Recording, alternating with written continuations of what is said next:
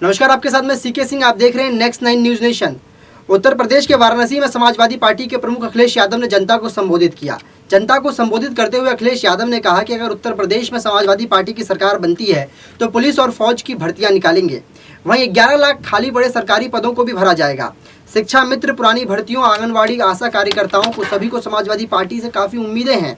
हमारी सरकार आने के बाद हम इनके पक्ष में फैसला लेकर काम करेंगे। समाजवादी पार्टी के प्रमुख अखिलेश यादव ने कहा, वाराणसी या यूपी का भविष्य चुनाव है, लोकतंत्र को बचाने का चुनाव है। इस चुनाव में लोकतंत्र को हमें बचाना है।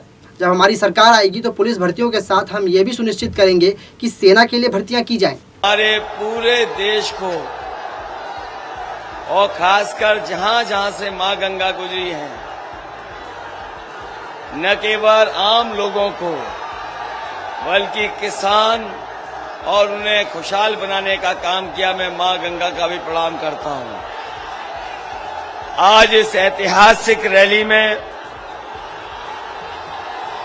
उपस्थित बंगाल की मुख्यमंत्री आदरणीय ममता बनर्जी जी, मंच पर उपस्थित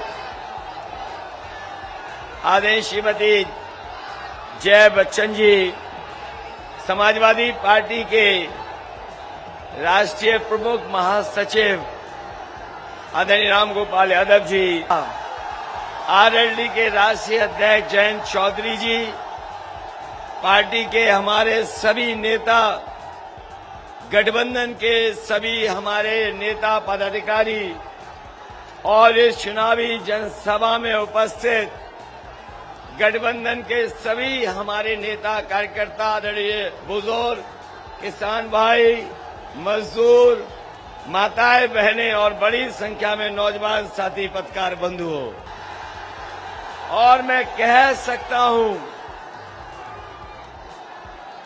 जब आप यहां पे आए, भारतीय जनता पार्टी को अपनी हार याद आ गई।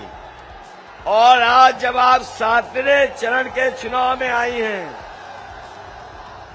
तो न केवल भारतीय जनता पार्टी हारेगी, आज जहां वोट पड़ रहा है 6वें चरण में और 7वें चरण में जहां वोट पड़ेगा, भारतीय जनता पार्टी का पूरा सफाया होने जा रहा है। मैं देख रहा हूं मैदान पूरा भरा दिखाई दे रहा है मुझे। न केवल मैदान, जहां तक मैं देख सकता हूं, जनता, पूर्वांचल की जनता इस बार बीजेपी को माफ नहीं करेगी, साफ करने का काम करेगी। ये तो पहला चुनाव मैं देख रहा हूं जहां पर जनता चुनाव लड़ रही है। हर चरण में गठबंधन को बढ़त नजर आ रही है और ऐसा लग रहा है कि इस बार जनता हर चरण में मुकाबला करके गठबंधन को ज्यादा से ज्यादा सीटें दिलाना चाहती है। 6वें चरण में तो जनता बीजेपी को छांट देगी और 7वें में आते आते गठबंधन का इतना मजबूत बहुमत होगा जिसका भारतीय जनता पार्टी ने कभी कल्पना नहीं की होगी। मैं अपने पूर्वांचल के लोगों को भरोसा दिला सकता हूं, इस बार गठबंधन की सरकार होगी तो अभूतपूर्व विकास पूर्वांचल का हम लोग मिलकर के करेंगे। वैसे तो बीजेपी ये दावा करती है कि वो दुनिया की सबसे बड़ी पार्टी है। बीजेपी ये भी दावा करती है कि उन्होंने मिस्ड कॉल देकर के इतने पार्टी के सदस्य बनाए हैं कि शायद दुनिया में कोई इतनी बड़ी पार्टी नहीं होगी। लेकिन जिस तरह का कार्यकाल डबल इंजन सरकार का देखा है, मैं ये दावा कर सकता हूं इस धरती पर दुनिया में इतनी झूठी पार्टी नहीं मिलेगी जितना भारतीय जनता पार्टी के नेता और पार्टी है। बताओ साथियों, बीजेपी झूठ बोलती है कि नहीं बोलती है? बताओ, किसानों को कहा कि आय दोगुनी होगी, क्या किसान भाइयों की आय दोगुनी हो गई? क्या नौजवानों 5 साल नौकरी और रोजगार के लिए इंतजार नहीं करना पड़ा? न केवल नौकरी और रोजगार के लिए इंतजार करना पड़ा, ये वही लोग हैं जो कह रहे थे हवाई चप्पल में चलने वाला हवाई जहाज में चलेगा। बताओ, इन्होंने हवाई जहाज बेच दिए कि नहीं बेच दिए? हवाई जहाज जहां खड़े होते थे वो हवाई अड्डे बेच दिए, रेलगाड़ियां बेच दी, रेलवे स्टेशन की कीमती जमीनें बेच दी, रेलवे स्टेशन बिक रहे हैं, पानी के जहाज बिक रहे हैं, पानी के जहाज जहां खड़े होते थे बंदरगाह बिक रहे हैं। और ये बीजेपी के लोग इसलिए बेच रहे हैं, आपने पुरानी कहावत सुनी होगी कि न रहेगा बांस और न बजेगी बांसुरी। जब ये सब बिक जाएगा तो फिर कौन मांगेगा नौकरी? नहीं मांगेंगे रोजगार। जब ये सब समाप्त हो जाएगा तो बताओ, संविधान में जो अधिकार मिलते थे वो अधिकारों को कौन देगा? नौकरी में जो अधिकार मिल रहा था, मान सम्मान मिल रहा था, ये जब सरकारी संस्थाएं बिक जाएं तो कौन देगा? इसलिए जहां ये उत्तर प्रदेश के भाग्य का चुनाव है, वहीं देश किस रास्ते पे जाएगा इसका भी चुनाव है। पता, ये चुनाव इस बात का भी है कि भारत का लोकतंत्र बचेगा कि नहीं बचेगा। ये चुनाव इस बात के लिए भी है कि भारत का संविधान बचेगा कि नहीं बचेगा। लेकिन जो मैं माहौल देख रहा हूं, इतना ऐतिहासिक समर्थन शायद कभी नहीं मिला होगा जितना ऐतिहासिक समर्थन मिल रहा है। और याद कीजिए, ये बीजेपी के लोगों ने सपना दिखाया था कि बनारस को क्यूटो बना देंगे। ये बनारस के क्यूटो बनाने वालों ने काशी की इतनी तोड़फोड़ कर दी है, इतनी तोड़फोड़ कर दी है कि इस बार बनारस के लोग भारतीय जनता पार्टी के झूठ का रस निकालने का काम करेंगे। न केवल बनारस के लोग रस निकाल देंगे झूठों का, ये चुनाव हमें दिख रहा है हवाई क्यूटो बनाने, जो हवाई क्यूटो बना रहे थे, बनाम बनारसी वोटरों का चुनाव है। बताओ, बनारस के लोग और आसपास के लोग जो आए हैं, बीजेपी को सबक सिखाने का काम करोगे कि नहीं करोगे? बीजेपी ने धोखा दिया कि नहीं दिया?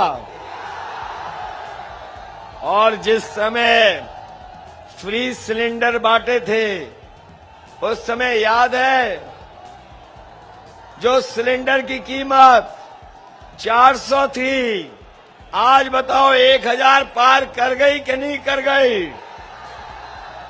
जो हमारे किसान भाई हैं, खाद तो मिली नहीं, और खाद की बोरी से चोरी हो गई कि नहीं हो गई?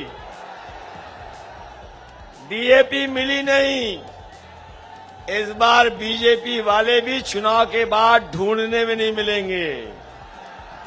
जिन्होंने डीएपी खाद गायब कर दी, याद रखना, इतना वोट इनके खिलाफ पड़ने जा रहा है कि चुनाव के बाद ये बीजेपी वाले ढूंढने को नहीं मिलेंगे। इसलिए हम आपसे निवेदन करना चाहते हैं, अपील करना चाहते हैं कि समाजवादियों ने जहां पर मैनिफेस्टो और मैनिफेस्टो में ये कहा है कि समाजवादी सरकार बनेगी तो न केवल भर्ती निकालेंगे फौज की, पुलिस की, बल्कि जो 11 लाख पद खाली हैं उन पदों को भी भरने का काम समाजवादी सरकार में होगा। ये हमारे बीए, टेट वाले लोग हैं, शिक्षा मित्र वाले हैं, बीटीसी, बीपीएड और पुरानी भर्ती वाले जिनके पद खाली है, 69,000 शिक्षक, रोजगार सेवक, आंगनबाड़ी, आशा कार्यकर्ता, अगर किसी को उम्मीद है तो वो समाजवादियों पे उम्मीद है और गठबंधन पे उम्मीद है। हम आपको भरोसा दिलाते हैं समाजवादी सरकार आएगी तो इनके पक्ष में फैसला लेकर के समाजवादी लोग काम करेंगे। ये लोग जो गर्मी निकाल रहे थे, गर्मी निकालने वालों ने बताओ नौजवानों भर्ती निकाली क्या? 3 साल से इंतजार कर रहे हो कि नहीं कर रहे हो?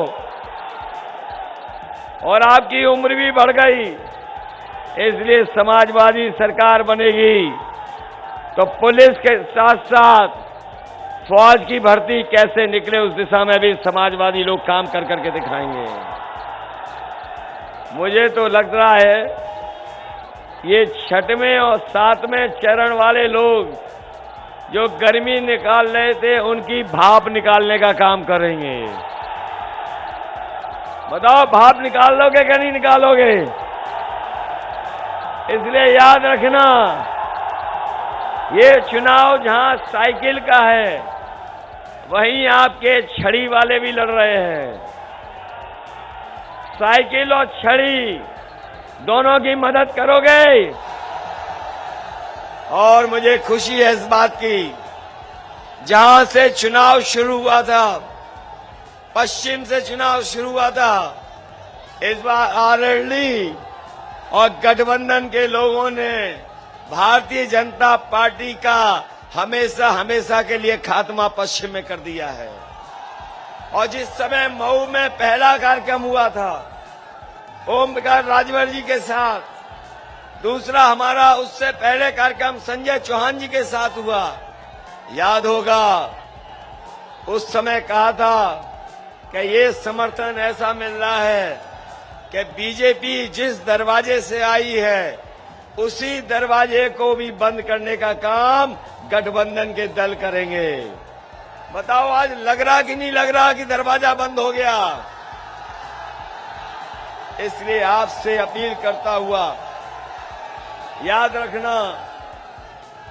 रखना ये बीजेपी के वो लोग हैं जिन्होंने किसानों की हत्या की है, जीप चढ़ा करके हत्या कर दी,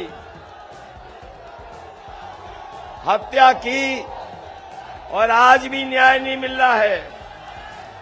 एक हमारे साथ पवन कश्यप भी बैठे हैं मंच पर, ये वो नौजवान है जिसका भाई पत्रकार था और जिस समय वो वहां पर मौके पे था, मौके पे उसकी जान चली गई पत्रकार भाई की।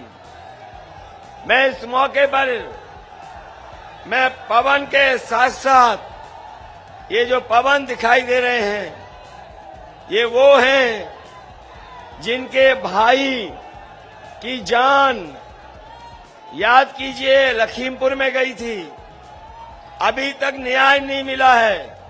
मैं पवन और तमाम अपने किसान भाइयों को इस मन से कह सकता हूं, समाजवादी सरकार आने वाली है, इस परिवार को न्याय दिलाने के साथ साथ हमारे किसानों की जान गई है, उनको भी न्याय दिलाने का काम समाजवादी और गठबंधन के लोग करेंगे। इधर तो बीजेपी हार स्वीकार कर चुकी है और मैं इसलिए कह रहा हूं कि हार स्वीकार कर ली है।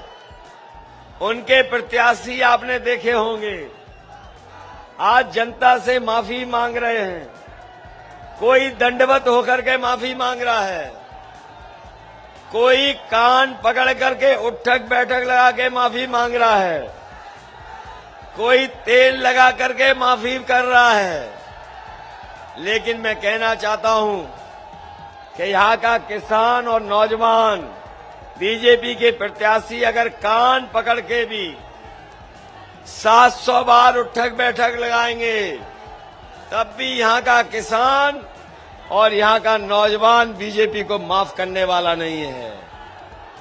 बताओ, माफ करोगे क्या साफ करोगे? माफ तो नहीं कर दोगे।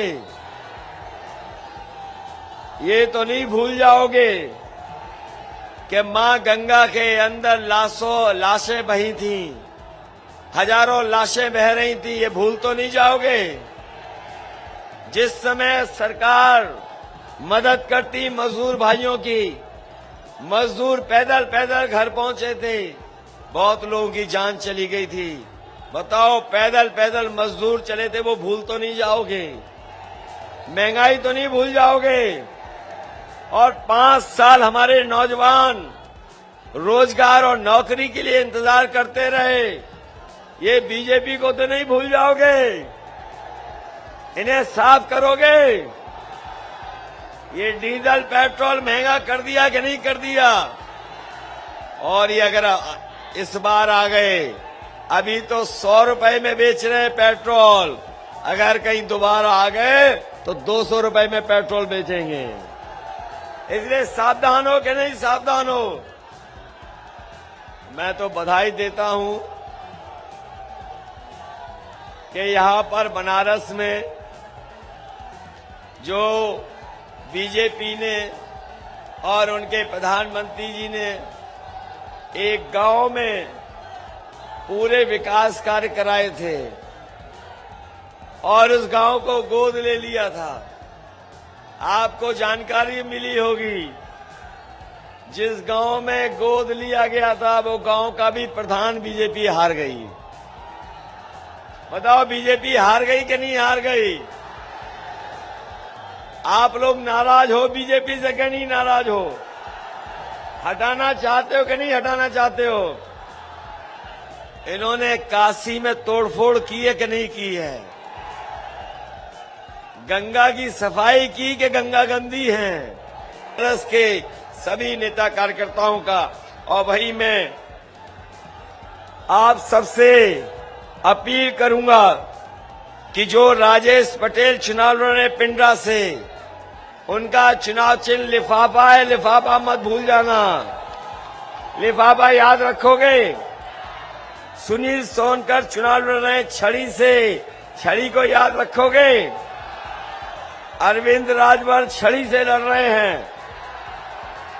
अभय पटेल लिफाफा चुनाव चिन्ह है। अशफाक अहमद साइकिल के चुनाव चिन्ह से लड़ रहे हैं, उनकी मदद करना। किशन दीक्षित साइकिल से चुनाव लड़ रहे हैं, उनकी मदद करना है। मैं पूर्वांचल की जनता को भरोसा दिलाता हूं, जब कभी गठबंधन सरकार बनेगी, भविष्य में आने वाले समय में गठबंधन सरकार बनने जा रही है, पूर्वांचल के किसानों का, पूर्वांचल के नौजवानों का और पूरे क्षेत्र का अभूतपूर्व विकास कराने का काम हम लोग मिलकर के करेंगे। इन्हीं शब्दों के साथ आप सबका स्वागत करता हुआ, आप सबका धन्यवाद देता हुआ, आप सबको बधाई देता हुआ कि आने वाले समय में आप गठबंधन की सरकार बनाएंगे। मैं इन्हीं शब्दों के साथ एक बार फिर पश्चिम बंगाल से जिन्होंने ऐतिहासिक लड़ाई लड़ी और भारतीय जनता पार्टी ने सब कुछ दांव पे लगा दिया था, उस चुनाव को जीत करके आने वाली आदरणीय ममता बनर्जी जी को मैं एक बार फिर धन्यवाद देना चाहता हूं, बधाई देना चाहता हूं कि आपके आने से न केवल हमारे समाजवादी कार्यकर्ताओं का बल्कि पूरे के पूरे पूर्वांचल की जनता का मनोबल बढ़ाया है। देश दुनिया की तमाम बड़ी खबरों के लिए आप देखते रहिए हमारा चैनल। नमस्कार।